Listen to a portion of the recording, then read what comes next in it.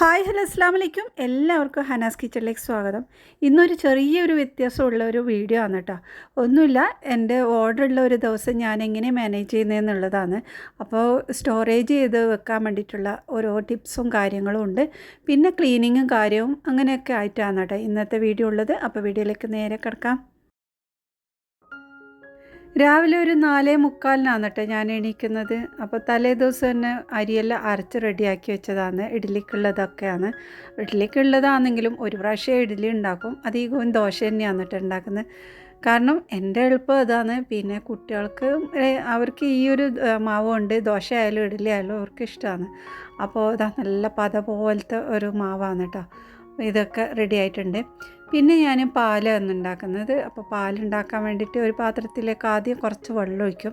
ആ വെള്ളം ചെറുതായിട്ടൊന്ന് വരുമ്പോഴാണ് കേട്ടോ അതിലേക്ക് പാൽ ഒഴിക്കുന്നത്. കാരണം അതിൽ അടിയിൽ പിടിക്കാതിരിക്കാൻ വേണ്ടിയിട്ടാണ് കേട്ടോ ഇങ്ങനെ ചെയ്യുന്നത്.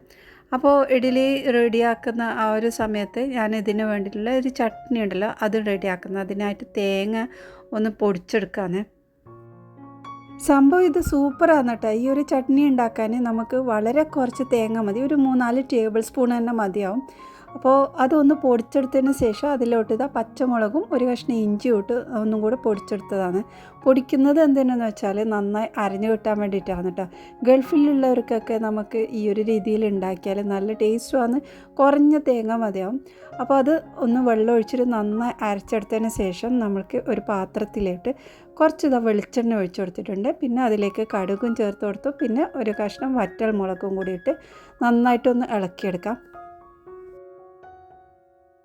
പിന്നെ കുറച്ച് കറിവേപ്പിലയും കൂടി ചേർത്ത് നമ്മൾ അരച്ച് വെച്ച ആ ഒരു തേങ്ങ മിക്സും ഇതിലേക്ക് ഒഴിച്ചിട്ട് പാകത്തിനുള്ള ഉപ്പും ചേർത്ത് നന്നായിട്ടൊന്ന് ഇളക്കി ചെറുതായിട്ടൊന്ന് തിളപ്പിക്കണം. കൂടുതൽ തിളപ്പിക്കാൻ പാടില്ല. തേങ്ങ വെച്ചത് കൂടുതൽ തിളപ്പിച്ച് കഴിഞ്ഞാൽ അത് പിരിഞ്ഞ പോലെ ഉണ്ടാവും. അപ്പോൾ ഞാൻ ചെറുതായിട്ട് തിളപ്പിക്കും. കാരണം നമ്മൾ സ്കൂളിലേക്ക് കുട്ടികൾക്കൊക്കെ കൊടുത്തു വിടുന്നതല്ലേ.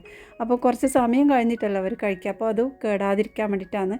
ചെറിയൊരു തിള വന്നാൽ മതി. ആ സമയത്ത് ഓഫാക്കിയിട്ട് അതിലോട്ട് ഇതാ ഞാൻ നല്ല കട്ടി തൈരാണ് കേട്ടോ ചേർക്കുന്നത്. അതും ഒരു 3 ടേബിൾ സ്പൂൺ ഇട്ട് നന്നായിട്ടൊന്ന് ഇളക്കിയെടുക്കാം. ഈ തൈര് നമ്മളെ പുളിക്ക് അനുസരിച്ചിട്ട് ചേർക്കാം. പക്ഷേ ഇതിൻ്റെ പുളി മാത്രമല്ല കേട്ടോ, കൂടുതൽ പുളി ഇല്ലാത്ത തൈര് തന്നെയാണ് നല്ലത്.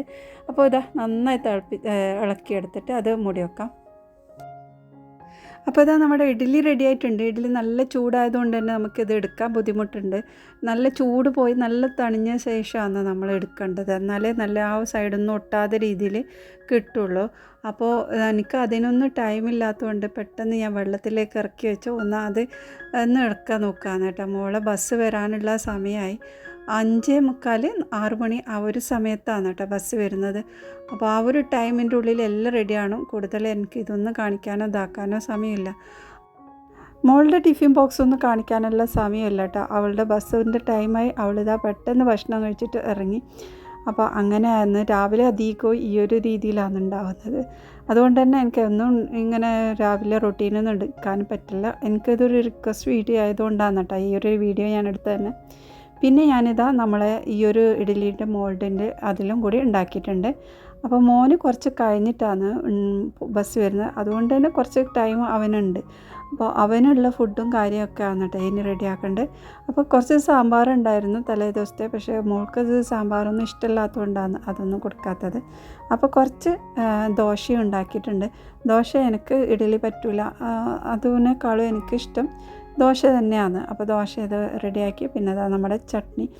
ഈ ചട്നിയിലോട്ട് ഞാൻ കുറച്ച് ചെറുനാരങ്ങ നീരൊക്കെ പിഴിയാനുണ്ട്. അപ്പോൾ അത് അങ്ങനെയും ചെയ്യാം. അതല്ലാതെ തൈരിൻ്റെ പുളി മാത്രമാണെങ്കിൽ അങ്ങനെയും ഉണ്ടാക്കാം കേട്ടോ. അധികകാലത്ത് രാവിലെ ഇങ്ങനെ ആയിരിക്കും അല്ലേ, ഈ രാവിലത്തെ ഫുഡും കാര്യമെല്ലാം ചടപടയെന്ന് പറഞ്ഞിട്ടുള്ള കാര്യങ്ങളായിരിക്കും അല്ലേ. അപ്പോൾ നിങ്ങളത് എങ്ങനെയെന്നുള്ളത് ഒന്ന് കമൻറ്റ് ചെയ്യാം. അപ്പോൾ എനിക്ക് ഒരു 1/2 ഗ്ലാസ് ഒരു ചായയും കൂടെ വേണം, നിർബന്ധമില്ല. എന്നാലും കിട്ടിയാൽ കൊള്ളാമെന്നുള്ളതിലാണ് കേട്ടോ കുടിക്കുന്നത്. ഇനി മോന് ഇഡ്ഡലി ഇഷ്ടമാണ്. ഇഡ്ഡലിക്ക് പഞ്ചസാരയാണ് കേട്ടോ അവനിഷ്ടം. അപ്പോൾ നമുക്ക് അവനോട് തന്നെ ചോദിക്കാം. ഏതാ വാങ്ങും? ഷുഗർ അല്ലേ? സ്കൂളിലേക്ക് ഏതാ വേണ്ടത്? സാമ്പാർ. ഇഡ്ഡലീൻ്റെ കൂടെ പഞ്ചസാരയാണ് കേട്ടോ അവനിഷ്ടം. അപ്പോൾ സ്കൂളിലോട്ട് സാമ്പാർ മതിയെന്ന് പറഞ്ഞെങ്കിൽ പിന്നെ അത് മാറ്റി ഇത് മതി എന്നുള്ളതാക്കിയിട്ടുണ്ടായിരുന്നു. അപ്പോൾ പിന്നെ അത് ഇങ്ങനെ ഒഴിച്ചു കൊടുത്തു. അത് കുറച്ച് കൂടുതൽ തന്നെ ഇത് ഒഴിച്ചു കഴിഞ്ഞാലുണ്ടല്ലോ സ്കൂളിൽ കഴിക്കുന്ന സമയത്ത് നല്ല ടേസ്റ്റ് ആയിരിക്കും. വടയിൽ ചട്നിയെല്ലാം കഴിക്കുന്ന ആ ഒരു ടേസ്റ്റ് തന്നെ ഇതിലേക്ക് വരുന്നുണ്ട്. അപ്പോൾ അതൊക്കെ റെഡിയാക്കി മോനെ വിട്ട് കഴിഞ്ഞിട്ട് ബാക്കിയുള്ള എല്ലാ പണികളും എൻ്റെ തുടങ്ങിയത് ക്ലീനിങ്ങും കാര്യങ്ങളാണ് കേട്ടോ. അപ്പോൾ ഇവർ കുട്ടികൾ പോയി കഴിഞ്ഞാൽ ഫുള്ള് റൂമൊക്കെ കച്ചറ ഉണ്ടാവും. അപ്പോൾ അതൊക്കെ റെഡിയാക്കാന്ന്. അപ്പോൾ ഇതാ സോഫയും കാര്യങ്ങളെല്ലാം റെഡിയാക്കിയ ശേഷം അവരുടെ റൂമാണ് കേട്ടത്. അവിടെയും ഫുള്ള് കച്ചറാക്കി വെച്ചിട്ടുണ്ട്. അതും ഒന്ന് ക്ലീൻ ആക്കിയെടുക്കാം. അപ്പോൾ ഇന്ന് ഒരുപാട് ഓർഡറൊന്നും ഇല്ല കേട്ടോ, കുറച്ച് ഓർഡറേ ഉള്ളൂ. അതുകൊണ്ട് തന്നെ കുറച്ച് ഷീറ്റ് റെഡിയാക്കണം എന്നുണ്ടായിരുന്നു. പിന്നെ മസാലയും റെഡിയാക്കണം.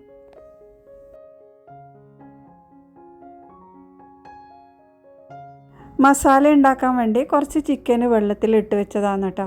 അധികം മസാല ഉണ്ടാക്കി വെക്കലല്ല ഞാൻ ആ ഒരു ചിക്കനെ ഒന്ന് പൊരിച്ച് അത് പൊടിച്ച് അങ്ങനെ റെഡിയാക്കി വെക്കലാണ് കേട്ടോ. അപ്പോൾ അതെങ്ങനെയാണെന്നുള്ളത് കാണിക്കാം. അപ്പോൾ ഇതാ ചിക്കൻ്റെ ബ്രസ്റ്റ് പീസ് മാത്രമായിട്ട് ഇതുപോലെ എടുത്തിട്ട് അതിലേക്ക് നമ്മൾ മസാലകളെല്ലാം ഇടും.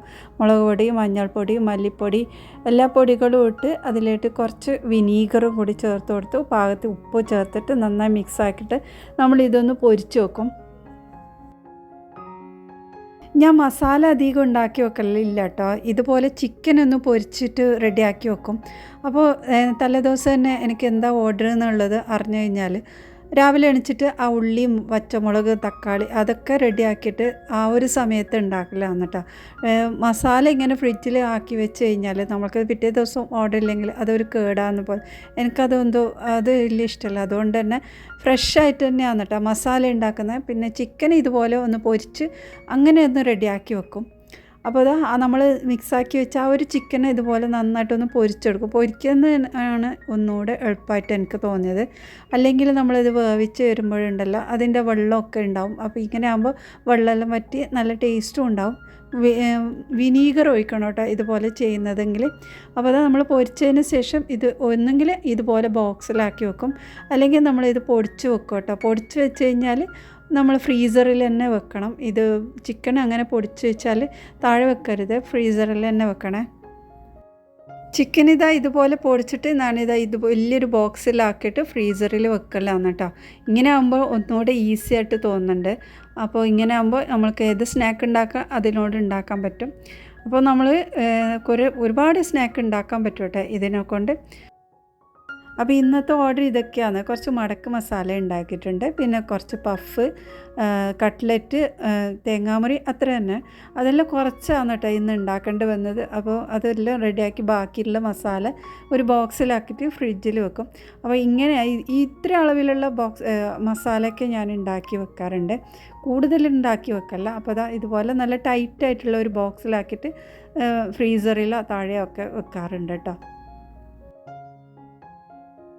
കട്ട് ചെയ്ത സവാളയൊക്കെ ബാക്കിയുണ്ടെങ്കിൽ അത് പൊരിച്ചിട്ട് റെഡിയാക്കി വെക്കും. അപ്പോൾ അങ്ങനെ ആകുമ്പോൾ നമുക്ക് ബിരിയാണിയൊക്കെ ഉണ്ടാക്കുന്ന സമയത്ത് ഒന്നുകൂടെ ഈസിയാവും. അപ്പോൾ ഈ എണ്ണയിലോട്ട് ഇത് വിട്ട് ഒന്ന് നല്ല ഗോൾഡൻ കളറാകുന്ന വരെ നമ്മൾ പൊരിച്ചെടുത്ത് കഴിഞ്ഞാൽ അത് നമുക്ക് എത്ര നാൾ വരെ വേണമെങ്കിൽ സൂക്ഷിച്ച് വെക്കാൻ പറ്റുമല്ലോ. അപ്പോൾ അങ്ങനെ ഉണ്ടാക്കി വെക്കാറുണ്ട്. പിന്നെ കുറച്ച് ഷീറ്റ് ഉണ്ടാക്കിയിട്ടുണ്ട്. സ്പ്രിംഗ് റോൾ ഷീറ്റാണ് കേട്ടോ ഇത്. നല്ല ക്രിസ്പി ആയിട്ടുള്ള ഷീറ്റ് ഉണ്ടാക്കാൻ വേണ്ടി എന്താ ചെയ്യേണ്ടതെന്നുള്ളത് ചോദിച്ചിട്ടുണ്ടായിരുന്നു. അപ്പോൾ അതാണ് കേട്ടോ ഉണ്ടാക്കുന്നത്. അപ്പോൾ അത് നമ്മളിതാ എണ്ണയും പൊടിയും ഒക്കെ ഇട്ടിട്ട് ഇതുപോലെ ഒന്ന് പരത്തി എടുത്തിട്ട് നമ്മൾ ഫ്രോസൺ ആക്കിയിട്ട് വെക്കുന്നതാണ് കേട്ടോ. ഇങ്ങനെ ആക്കി വെച്ചാൽ നമ്മൾക്ക് ഒരുപാട് നാൾ സൂക്ഷിച്ച് വെക്കാൻ പറ്റും. നമ്മൾ ഷോപ്പിൽ നിന്നെല്ലാം വാങ്ങുന്ന ആ ഒരു ഇതുപോലെ തന്നെ നല്ല രീതിയിൽ തന്നെ ഉണ്ടാക്കാൻ പറ്റും. അതിനേക്കാൾ ക്രിസ്പി ആയിട്ട് തന്നെ നമുക്കിത് ഉണ്ടാക്കാൻ പറ്റുന്നുണ്ട് കേട്ടോ. അപ്പോൾ ഓരോ ഷീറ്റിൻ്റെ ഗ്യാപ്പിലും ഞാൻ കുറച്ച് പൊടിയും ഇട്ട് അടുത്ത ഷീറ്റ് വെച്ച് അതിലേക്കും പൊടിയിട്ട് അങ്ങനെ ആക്കിയിട്ടാണ് കേട്ടോ ഞാൻ സ്റ്റോർ ചെയ്ത് വെച്ചത്. അപ്പോൾ ഇങ്ങനെ ആക്കി കഴിഞ്ഞാലുണ്ടല്ലോ കുറേ നാൾ വരെ സൂക്ഷിച്ച് വെക്കാൻ പറ്റും കേടുകൂടാതെ. നമ്മളിത് വെക്കുന്നത് സിപ്പ് ലോക്ക് കവറിലാണ്. ഇതുപോലെ ചെയ്തിട്ട് നമുക്ക് ഫ്രീസറിൽ തന്നെ വെക്കാം. ഒന്നും ആവില്ല, നമ്മൾ ഉണ്ടാക്കുന്ന സമയത്ത് നല്ല രീതിയിൽ എടുക്കാനും പറ്റും. ഒരു 3 മണിയാകുമ്പോഴത്തേക്കും എൻ്റെ പണികളെല്ലാം കഴിഞ്ഞ് ബാക്കിയുള്ള പാത്രമെല്ലാം ഒന്ന് ക്ലീനാക്കി വെക്കാമെന്ന്. അപ്പോൾ അതും കൂടെ കഴിഞ്ഞ് ഇനി രാത്രിയത്തത് വീണ്ടും തുടങ്ങണമെന്ന് വിചാരിക്കുമ്പോൾ എന്താണല്ലേ നമ്മൾ പെണ്ണുങ്ങൾ ഇതുപോലെ എപ്പോഴും ഇങ്ങനെ കിച്ചണിലാവുമോ എന്നുള്ളതാണ് എനിക്ക്. അപ്പോൾ ഒന്നുമല്ല, നമ്മൾ ഇനി പെട്ടെന്നൊരു കറിയും കൂടി ഉണ്ടാക്കി കാണിക്കാം. അപ്പോൾ അത് വളരെ ഈസി ആയിട്ടുള്ള ഒരു കറിയാണ് കേട്ടോ. കുക്കറിലോട്ട് ഇതാ പച്ചമുളക്, ഇഞ്ചി, വെളുത്തുള്ളി എല്ലാം ചതച്ചിട്ടിട്ട് പിന്നെ ഇതാ സവാള ഇട്ട് പിന്നെ തക്കാളി ഇട്ട് എല്ലാം ഒന്ന് വഴറ്റിയെടുത്തതിന് ശേഷം നമ്മൾ മുളക് പൊടിയും മഞ്ഞൾപ്പൊടിയും എല്ലാ പൊടികളും ഇട്ട് ഒന്ന് കുറച്ച് വെള്ളം ഒഴിച്ചിട്ട് നമ്മൾ ഇതൊന്ന് വേവിച്ചെടുക്കാം. കുക്കർ അടച്ച് തന്നെ വേവിക്കണം കേട്ടോ. അപ്പോൾ അത് വെന്തതിന് ശേഷം 2-3 വിസിൽ വന്നതിന് ശേഷം ഇതുപോലെ നന്നായിട്ടൊന്ന് ഇളക്കി അതൊന്ന് ഉടച്ചെടുക്കുക. അതിന് ശേഷം നമ്മുടെ ചിക്കൻ ഇതിലേക്കിട്ട് ഒന്ന് വീണ്ടും വിസിലടിക്കാം. ഈ പ്രാവശ്യം 1-2 വിസിൽ മതി, കൂടുതൽ ചിക്കൻ ഉടഞ്ഞു പോകാൻ പാടില്ല. അപ്പോൾ അത് കഴിഞ്ഞത് ഒരു പാത്രത്തിലേക്ക് കടുക്, വറ്റൽ മുളക്, കറിവേപ്പില ഇതെല്ലാം ഒന്ന് പൊട്ടിച്ചതിന് ശേഷം നമ്മുടെ ചിക്കൻ കറി ഇതിലേക്ക് ഇട്ട് കൊടുക്കാം. അപ്പോൾ അതാ നമ്മുടെ കറി ഇവിടെ റെഡിയായി. വേഗം ആ സബ്സ്ക്രൈബ് ബട്ടനും പ്രസ് ചെയ്ത് ബെല്ലൈക്കനൊക്കെ റെഡിയാക്കി വെച്ചോളൂ. ഇനി അടുത്ത നല്ല റെസിപ്പിയുമായി വീണ്ടും വരാം. ബായ്.